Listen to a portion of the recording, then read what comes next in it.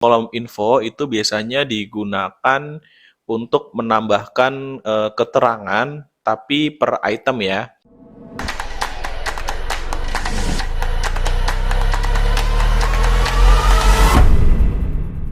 Assalamualaikum warahmatullahi wabarakatuh. Kembali lagi di channel Trigona Software. Pada video kali ini, saya akan membahas fitur kolom info ya pada program Ketoko. Di program iPOS juga ada ya. Jadi fitur ini di program iPOS ada, di program Ketoko juga ada. Tapi di sini yang akan saya bahas itu di program Ketoko ya. Namun untuk cara penggunaannya sebenarnya sama persis ya dengan program iPOS. Jadi kalau misalkan kalian pengguna program iPOS juga bisa ya mengikuti video ini. Oke, jadi untuk kolom info itu biasanya digunakan untuk menambahkan keterangan tapi per item ya.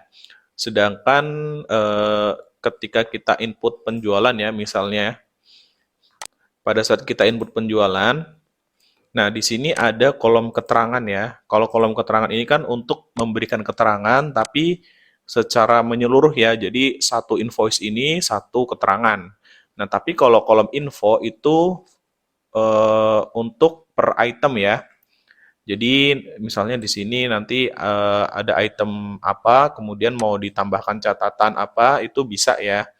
Nah, secara defaultnya memang di sini belum aktif ya kolom infonya. Nah, untuk mengaktifkannya, kalian tinggal ke menu pengaturan ya, lalu ke pengaturan umum, lalu ke tab transaksi. Di tab transaksi, kita aktifkan kolom info pada semua transaksi ya. Jadi ini sebenarnya kolom info ini nggak cuma di penjualan ya, jadi bisa ada di pembelian, pesanan penjualan, dan lain sebagainya. Jadi yang pasti kolom ini sangat berguna ya, terutama jika kita ingin menambahkan catatan khusus ya atau instruksi khusus untuk masing-masing item. Oke, kita checklist dulu ya kolom infonya, lalu klik simpan. Oke, kita buka kembali ya menu penjualannya.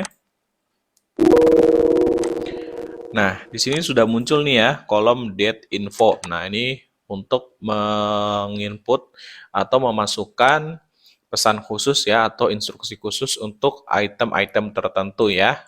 Oke, kita di sini coba bikin penjualan ya. Oke, misalnya item ABC sambal terasi ya.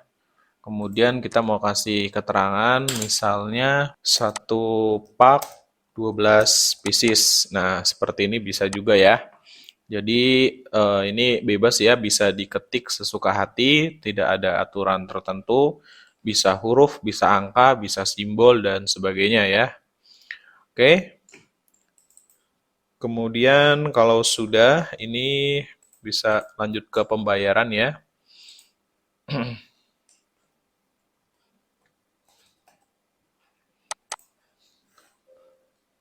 Nah, kemudian kita coba cek di hasil cetaknya.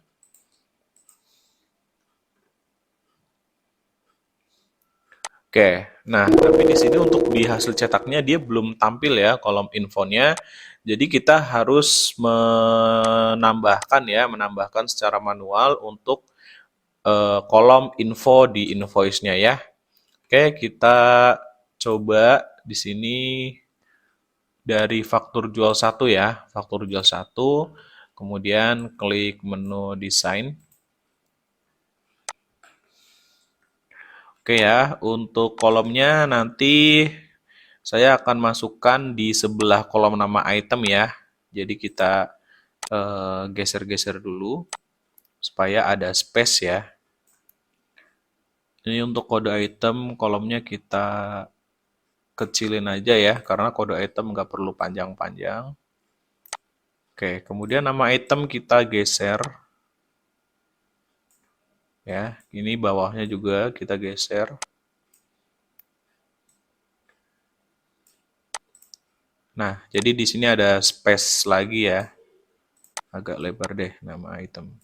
Nah, Oke, selanjutnya untuk menambahkan kolom baru di sini tinggal kopas aja ya, copy paste. Misalnya kita ngambil dari kolom nama item atau kolom jumlah juga bisa ya.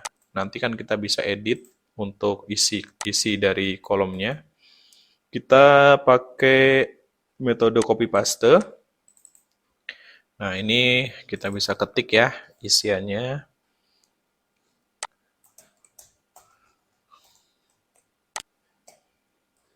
Info.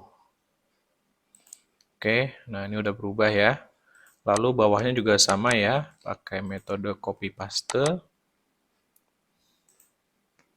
Kemudian di sini kita pilih untuk data bindingnya, pilih yang info mana info, date info ya. Jadi kita pilih yang date info. Nah, tadi untuk cara menampilkan data bindingnya seperti ini ya. Jadi klik di kolomnya, kemudian klik ini apa? Ada icon kecil di sini. Kemudian cari date info ya, seperti itu. Lalu kita preview, coba kita preview. Nah, ini ada keterangan seperti ini, kita abaikan saja ya. Nah, ini sudah tampil ya untuk keterangan dari infonya.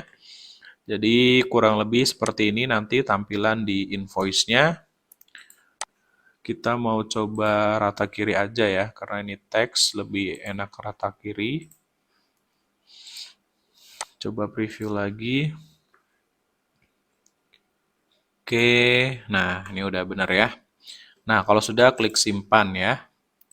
Oke, kemudian kita preview lagi. Oke ya, ini udah muncul. Di sini untuk kolom infonya sudah tampil ya. Kemudian di faktur lainnya juga sama ya caranya. Kalian di sini klik, kemudian klik menu desain. Lalu di sini kalian atur ya. Kalian atur untuk kolomnya agar bisa masuk kolom info ya. Jadi ini digeser-geser dulu. Atas bawah disesuaikan ya. Oke, seperti ini. Jadi nanti ada space kosong ya di sebelahnya. Kemudian di sini juga kita pakai metode copy paste juga ya.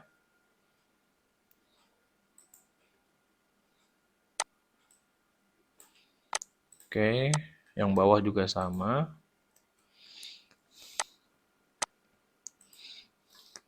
Kemudian kita cari data binding info ya. Date info mana? Nah, ini dia date info. Kemudian ini teks yang atas, ini double klik, lalu diketik saja info. Nah, seperti itu. Oke, kemudian preview. Nah, ini sudah muncul ya. Ini diabaikan aja. Ini udah muncul nama item dan kolom info di sebelahnya sudah muncul ya. Jangan lupa klik save. Coba preview lagi. Oke, jadi sudah muncul ya di sini untuk kolom infonya pada invoice-nya dan juga di programnya juga sudah ya. Jadi kolom info ini memang sifatnya opsional ya. Jadi kalau kalian membutuhkan bisa ya diaktifkan, tapi kalau kalian tidak membutuhkan juga tidak masalah ya. Bisa dinonaktifkan juga. Jadi mungkin segitu dulu ya untuk video tentang menambahkan kolom info pada program ke toko. Mudah-mudahan bermanfaat ya. Jangan lupa tekan tombol like-nya dan subscribe-nya bagi yang belum, supaya kalian tidak ketinggalan kalau ada notifikasi video terbaru dari channel ini. Sampai bertemu lagi di video selanjutnya. Wassalamualaikum warahmatullahi wabarakatuh.